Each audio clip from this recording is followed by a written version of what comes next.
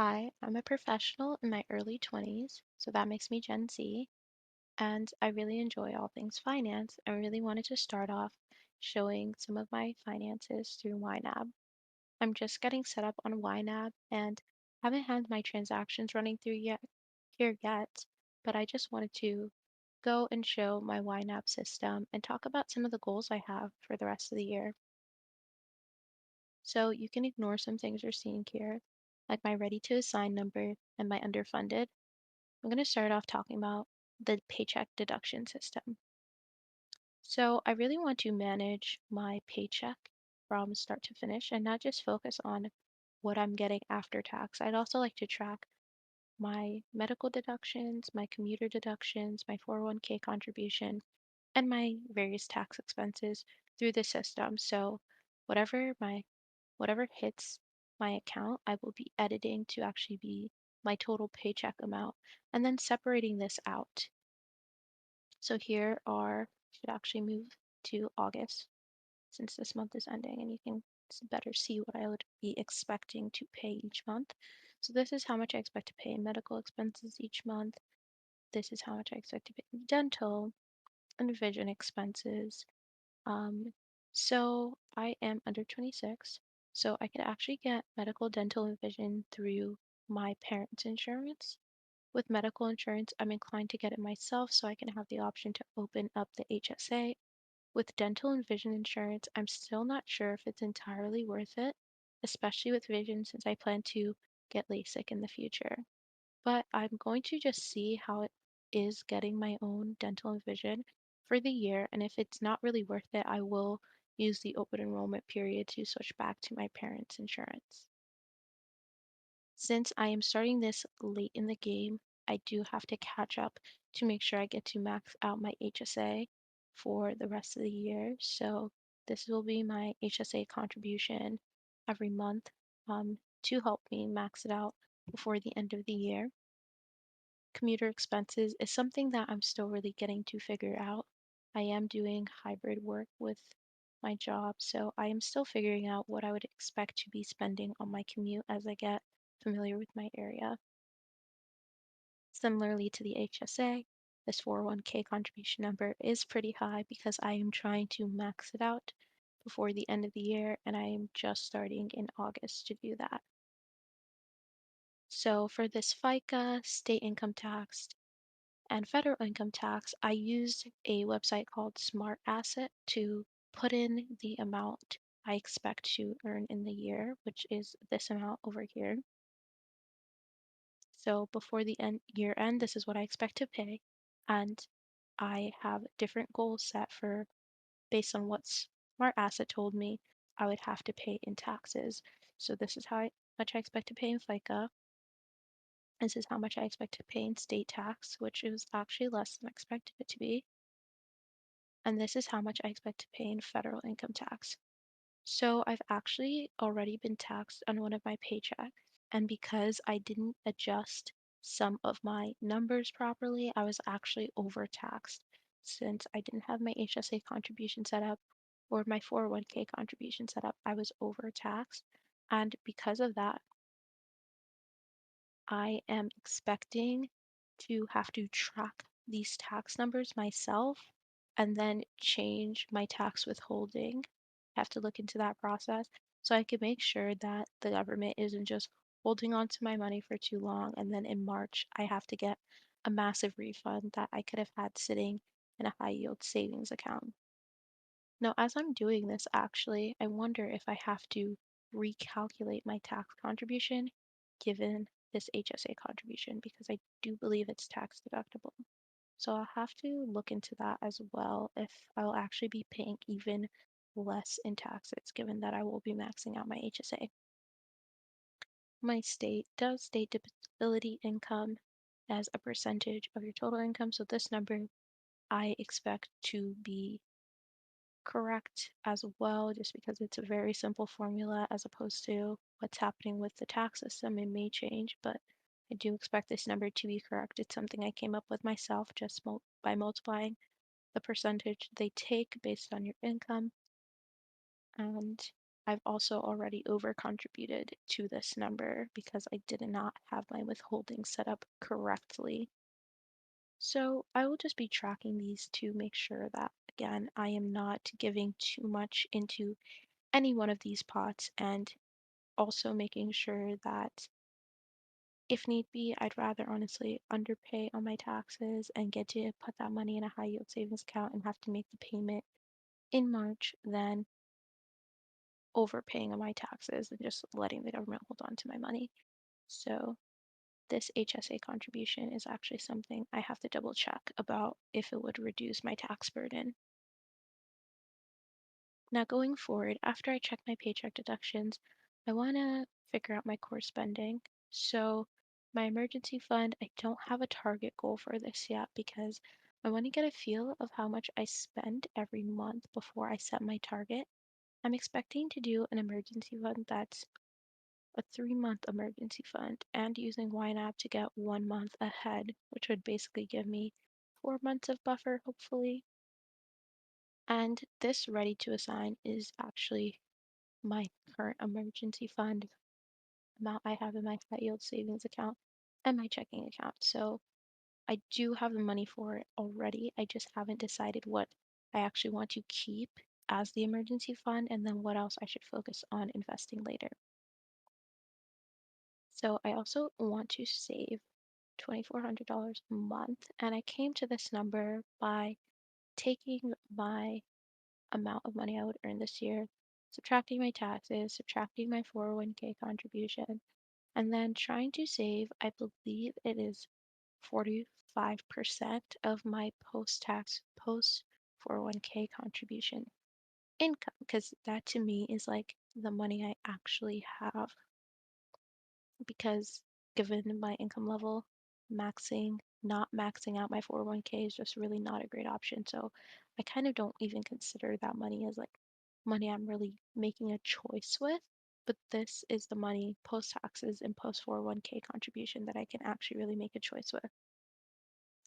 That 45% is actually supposed to be closer to $3,000. But because I am making about a $600 contribution to my HSA each month, that is where I get to that $3,000 number. So it's 2,400 that would either be going into savings, let's say if I have to for some reason deplete my emergency fund, but if my emergency fund is fully funded, it would be going to a brokerage account.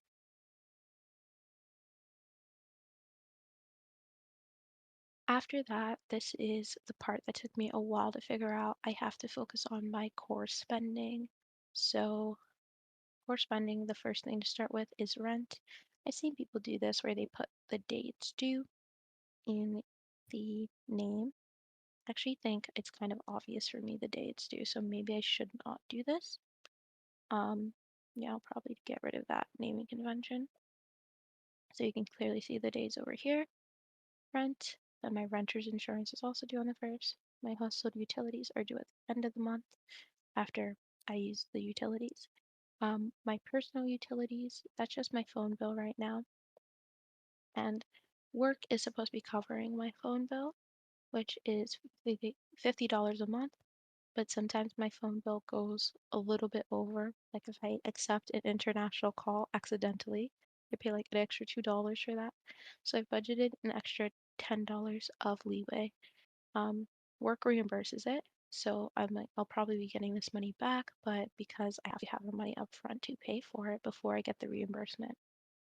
That's why I have it as a line item in my budget.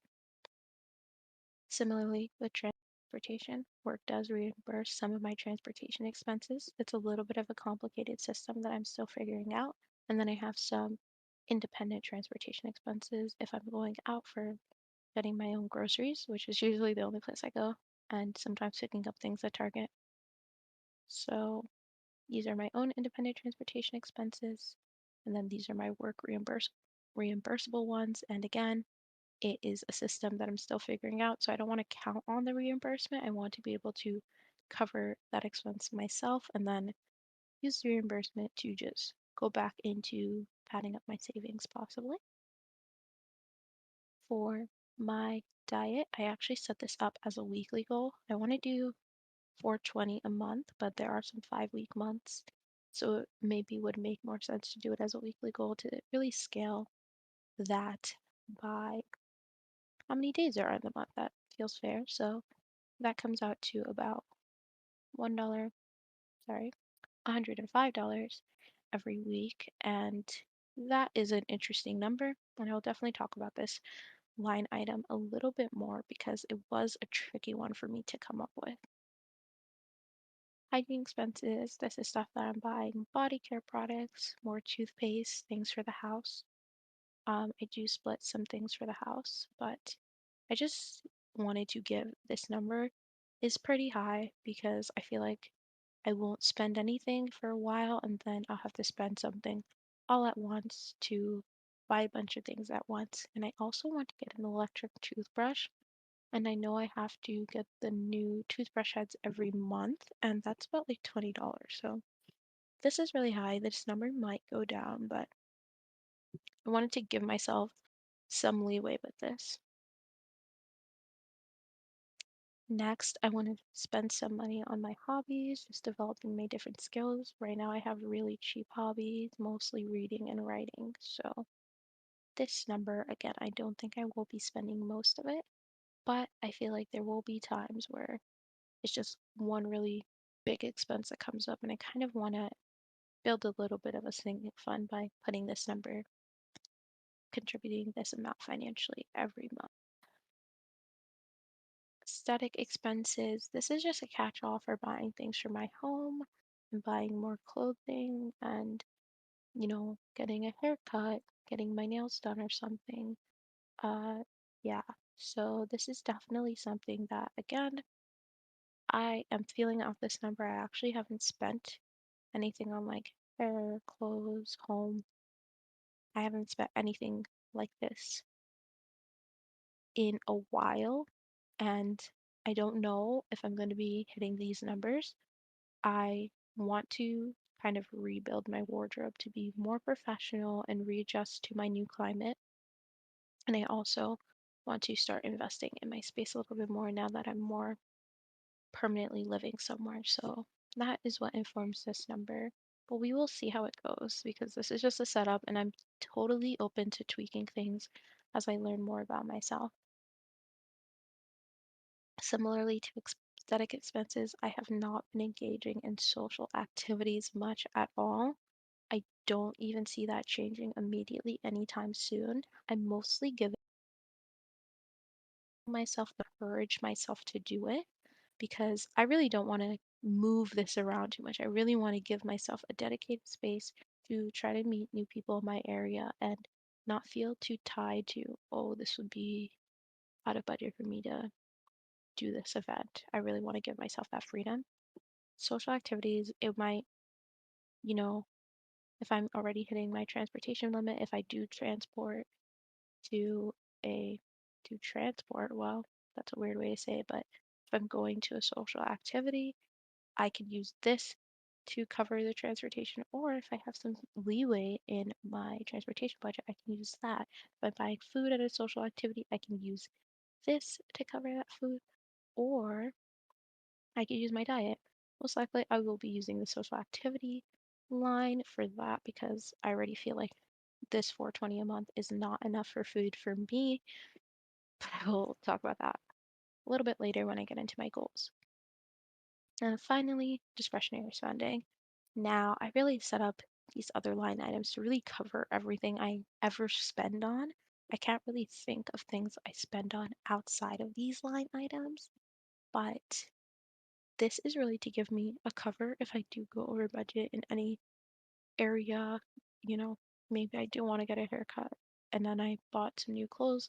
I will have some flexibility with this just to help me cover things and a little bit to cover what I think is simply called true expenses in YNAB. So I'm still figuring out how I'm going to handle some of those true expenses because I don't really have that many.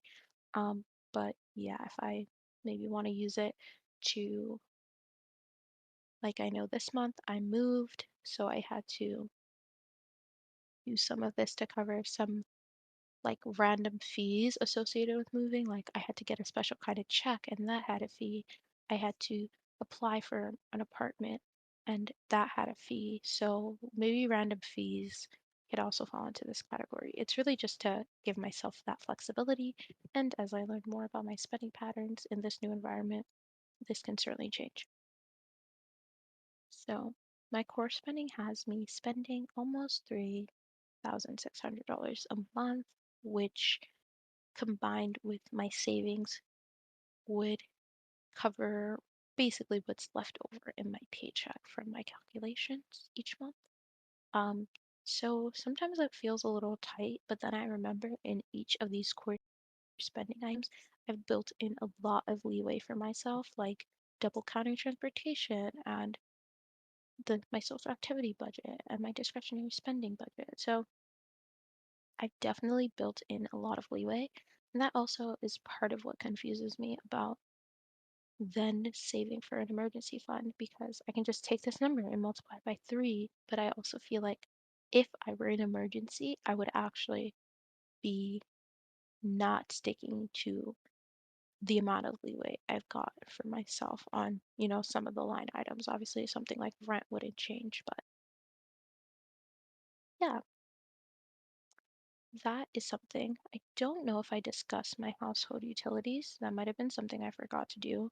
This number, I believe, will definitely be way over, but because I haven't ever seen one of the utility bills for this area, I put that pretty high. So,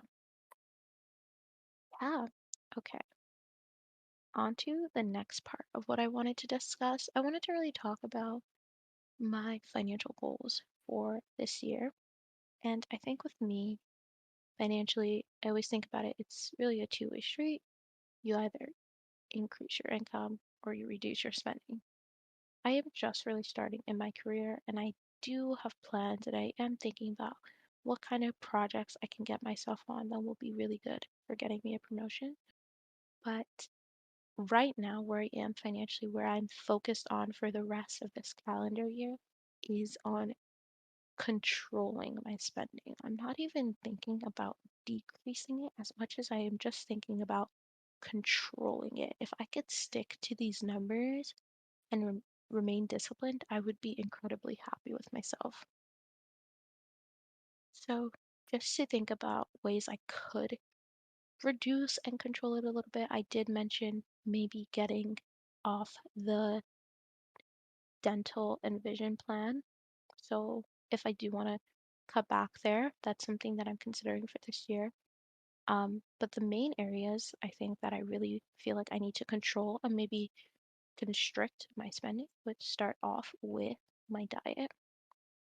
So I actually thought 420 a month was a really low number, and I was talking to some other people online about that, and they were shocked that I'd be spending that much for just one person.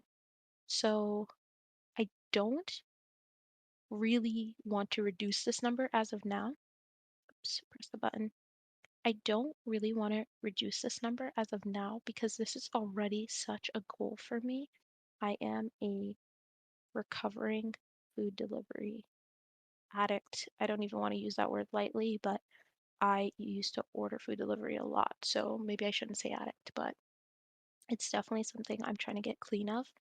And I want to start cooking more. And I want to give myself the leeway, especially as I'm building up some ingredients in my kitchen, some of those food staples. So I would love to hit this number. And then maybe in the future, as I get better and more comfortable in the kitchen, I can think about cheaper ways to cook. But right now, I'm fine with this number and I really just want to control and stay within these bounds. The next thing I wanted to talk about is my transportation expenses. So I don't own a car, and you would think that would make transportation really cheap for me, but unfortunately, I don't feel like America is the place where cheap transportation is really an option, um, because it is such a car-driven society. So this number might actually make a lot of sense when I do own a car. But since I don't own a car, I do believe I can reduce this number. And the main way I plan on doing that is by getting a bike, and I want to get more comfortable biking because I am a little bit afraid of biking on roads. So I want to get more comfortable with that because that would also give me a lot of freedom to get out of my house and buy late night snacks instead of ordering delivery by just going to the grocery store that's not that close, but by biking it would be actually way easier for me to get there. So that is how I plan on reducing my transportation expenses. I also plan on getting more comfortable and familiar with the public transportation near me. I am not adverse to taking public transportation at all. I love public transportation, but the system near me is kind of horrific, and you have to plan your life around the public transportation. It's not planned around your life, if that makes sense. It doesn't feel like it's actually meant to work for people, which is unfortunate, but I want to really get the apps and do the research that will help me better integrate my daily schedule with the public transportation schedule. So, this number I actually definitely do want to reduce. I would love to be able to come in at just 240 going to work and also doing my own thing because I would rely on going to different social events, going to the grocery store, everything that's really captured in maybe this 180. I would rely on my bike and public transportation. So hopefully I can make it just this 240. Next is personal utilities. Again, I just actually recently got my plan cut to something cheaper. There are even cheaper plans I can go with. So that is something I might explore, but it's not a priority right now. The next priority, other than, again, like I mentioned a little bit earlier, household utilities, where I feel like I'm really overestimating this number, would be rent. So I just moved to a new area and I didn't have a lot of time to do my diligence about what things in this area go for. It's a pretty expensive area. If you could see what I was getting for the 1700, it probably would not be what you might expect to get for 1700. I live in a very high cost of living area. Like that's like the classification of it. So I don't know though if I'm getting a good deal. I like where I am so far. It's not that well located. It's not in any of the downtowns, which is, as someone who can't drive, something that is difficult for me. So I wonder if it would have been cheaper for me to live in one of the downtowns or more expensive for me to live in one of the downtowns. This was something I didn't really have time to research because I needed to move very, very on a very tight schedule. So I am not going to be moving soon anytime, but I want to start later in the year, just starting a stream of looking at apartments regularly so I can kind of build intuition for what's a good deal.